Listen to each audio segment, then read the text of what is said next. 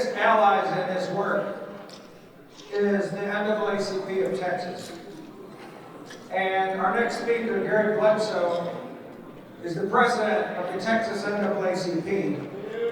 And he chairs the National Criminal Justice Committee for the NAACP.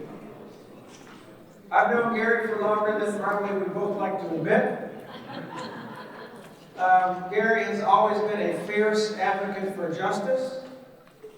Gary has always been a fierce ally of labor, and he's done it in some of the toughest places in this state. And he's not scared, he's not tired, but he is a friend, and he is an inspiration to all of us. This state is not easy to do union work. This state is not an easy place to fight for the rights of all people. But this man has done it his whole life. And I would like for us to give a very warm Texas Union welcome to the president of the Texas NAACP, Gary Bledsoe.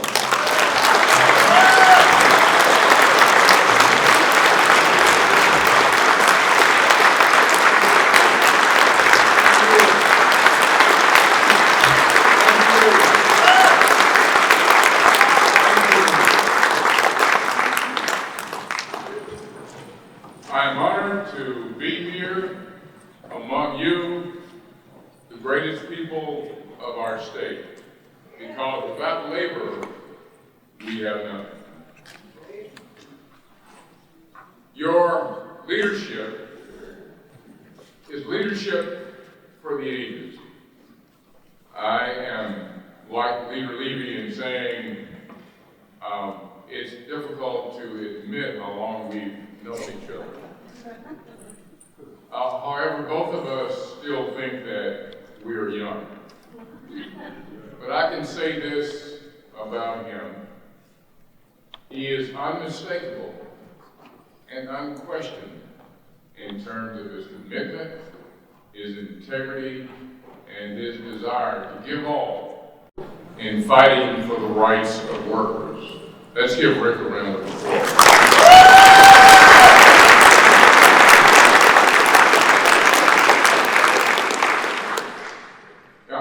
Say that I'm proud to say that at the Texas NAACP, we've always been committed to labor. We've worked with you down at the legislature on so many different issues.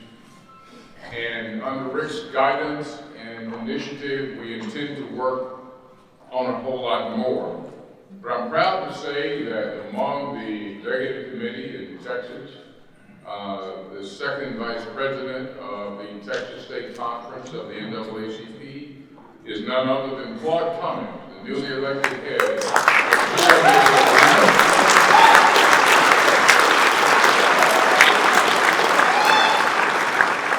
And on our national board, we have 5 labor leaders among the 64 members of that board.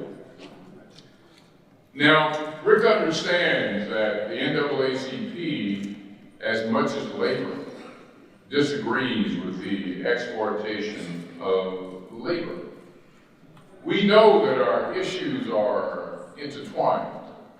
We know that it is extremely important that we work together. As we look and see what's occurring in our nation, we understand that we all lose if we don't work together. Dr. Martin Luther King said, he had many things that he said that have been quoted much. But one thing that he said that grabs me so much, he said, you know, no person is an island unto themselves. And the same is true of an organization. No organization is an organization unto itself. We're all, as Dr. King said, necessarily connected to the main. We're all connected to each other, whether we like it or not. And so, when things occur in our state, in our nation, in the world, they affect you like they affect me. Let's take, for for example, some of the issues that have arisen in Texas, just to let you know, for example. You know, with DEI, they eliminated DEI programs simply because of a desire to raise another race issue that was another wedge issue to generate voters for the extremists in our state. They hurt a lot of other people who weren't minorities too. It wasn't just black and brown citizens that were injured by that. You know, those programs benefited first and family college students without regard to what color they were. They benefited veterans. They benefited students from rural communities who may not have had the preparation for the colleges that maybe the students in the suburban and urban areas did. It affected them. And you know, when we go there and we rail away against the misuse of standardized exams, I want you to know that they don't just affect minority Texans, the minorities in this country. Now, interestingly enough, years ago, we brought in the people from Princeton, New Jersey, that actually write up all the exams, or SATs and GREs are written by these people. We brought them to the University of Texas School of Law for hearing at the U.S. Civil Rights Commission. And they said that all around the country, these tests are being misused. These tests are meant to be gross sorting mechanisms. They're not intended to be cuts, but they're used as cuts. So if you make 1,500, you get in before someone with a 1450. And they say you can't say that someone with a 1,500 is more talented than a person with a 1450. This affects the children of working people the same as it does the children of black and brown parents as well. So I think we need to understand that our interests are truly intertwined with each other. There's something that's going on in our country that I want to talk about because this is what I think really and truly brings us together. There's a movement. I call it making 40 greater than 60. Making 40 greater than 60. If you take a look at the positions that the AFL-CIO has, or the positions that the NAACP has, even some of the positions that one may not think are popular, you'll find in the very popular positions that 60% of the people actually agree with those positions. In Texas, what's occurred is now Texas' population is over 59% racial and ethnic minority, whereas the Anglo population is a little over 40, a little right under 41%. So the whole issue in Texas is an issue that is arising in the nation, how to make 40 greater than 60. And of course, one way to make 40 greater than 60 is to use a wedge game. To use these false ideas and false initiatives to generate opposition between people who have common interests. I look at history and I look at the successes of the labor movement and wonder how much more successful it has been had there not been discrimination in the movement back in the 1800s or the turn of the century. I look at things that were not accomplished because of those divisions and things that A.L. Randolph and others were trying to change. I look at the successes in the civil rights movement and wonder how much more successful those movements might have been had we had the full joiner with labor and all that we were accomplishing. Indeed, we are connected in this together. When you see those laws that are suppressing votes of minorities, they're suppressing votes for you. They're suppressing votes for good people, suppressing votes for actual change in our community, making it possible for a small group of people through the use of race, which I consider to be the high joker in the deck. And when you have the high joker, you can trump in the cause. And when races continue to be used as a high joker, it prevents us from coming together and joining for the interests of the people that we love and that we represent. Lyndon Baines Johnson said one time that if you can convince the poorest and most unsuccessful white man that he is greater and better than the most successful, talented, and intelligent black man, then you can pick his pocket all day long. And so what we've seen is from the original 1964 campaign with Barry Goldwater on through until today, where we have this continued utilization of the Southern strategy in Texas. And it indeed is dividing us. You know, when I look out in Texas, I want to tell people, and this is what we need to join together and do, how it will affect you. You know, you've probably heard that Francis Nemo poem about what happened in Germany. You know, first they came for the Jews, but I didn't speak up because I wasn't Jewish. Then they came for the trade unionists, and I didn't speak up because I wasn't a trade unionist. Then they came for the socialists, I didn't speak up because I wasn't a socialist. Then they came for the Catholics, and I didn't speak up for the Catholics. And then they came for me, but no one else was left. You know, I like to cite the example of what occurred in Denton, Texas, just a couple of years ago.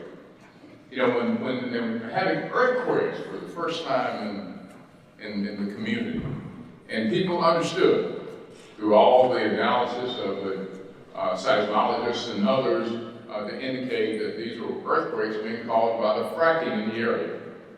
And so a very conservative Republican city council passed laws to protect the integrity of their community. But what happens is the petrochemical lobby got with the governor and were able to pass a law that disenfranchised that community. It took away their right to make their community safe. And so what happened in Denton can happen to you. And so today it may be DEI. Today it may be the voting rights of African Americans and Latinos. But tomorrow it can be you. It can be you in your profession. It can be you in the ability to keep your neighborhood safe and secure. That when we allow a small group of people to sit there and plan and have the power, then what will they do? They will say that AI is okay and can take any job that they desire. They can use robotics and other kinds of technological advances and changes with complete disregard for the human being and what will happen to the human being. They can decide to export jobs abroad. And they can even do, as they have done with H-1B visas and other items, import labor here to displace American workers, because American workers complain. They join unions, but we bring people in from the outside. They'll never do that. So you understand how this is all connected to those decisions. And you know, and the same people that are calling those shots, about where we go in terms of American labor and American jobs and pushing the flattening of the economy, are the same ones that are pushing the anti-black and the anti-brown laws that we have. And so, as they say sometimes, the enemy of my enemy is my friend. You know, when we look at ALEC and the other groups, or look at books like Jane Mayer's Dark Money, we can understand the things that are being done to subjugate labor, to subjugate African Americans, to run down wages and to maximize profits without regard to humanity. We can see the incredible problem that's occurring in the world in terms of global warming, where it's happening in front of our eyes. But the fact that we can't get together and join together and fight these individuals gives them the right and the opportunity to continue to do what they do, which is threatening the existence of our planet, the existence of our way of life, the existence of our well-being, the existence of our future and the problems in the future for all of our children. So we must work together to address that. Now, I want to close because I know that my time is short, but what can I see if we work together? If we work together and if we say we're not going to allow this Southern strategy to divide us, that we know together we can win, because we can't win without you, and you can't win without us. And we expand that. And so what we do is we look to make sure that we continue to have good jobs and opportunity in this country, to where we continue to have good inhabitable conditions within our communities, to where our children will have good opportunities and a real future. And they will not be subject to the vagaries of a group of individuals who are greedy, who do not have the best interests of our children at heart. So if we join together, we can prevent this. If we join together, we have the people. Let me say, the opinion polls, everything that's out there shows that we have 60%, but the 40% is more clever than we are. So we need to figure out how we get around that, because they have the high joker. But we have right behind us, we have the people behind us. Should we be able to join together and reach them and connect them in a way that'll make the kind of difference that will help change this world for the better? And I look forward to joining with you and working with your tremendous leadership team here that are all great and solid individuals committed to the advancement of labor, committed to the improvement of the affairs of labor in this state, as well as all people in the great state of Texas.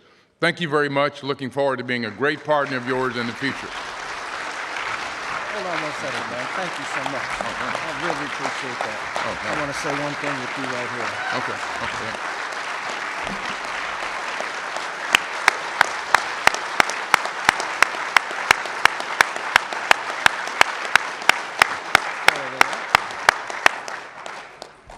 I just want to say with Gary here that we are so honored that you would join us. I know you've been traveling all over the country and the efforts that you made to be here and share your thoughts with us. You're an inspiration, sir. And I can pledge on behalf of this organization that we will not let the high, what do you call it, the high joker? Yeah. The high joker will not get us, all right? We're going to work together and change this state, right? I know. With you, you don't have a bad bone in your body. Okay. This is a good man, people. Okay, thank you, brother. Thank you. Appreciate it, brother. Really appreciate it, man. Thank you so much. Thank you.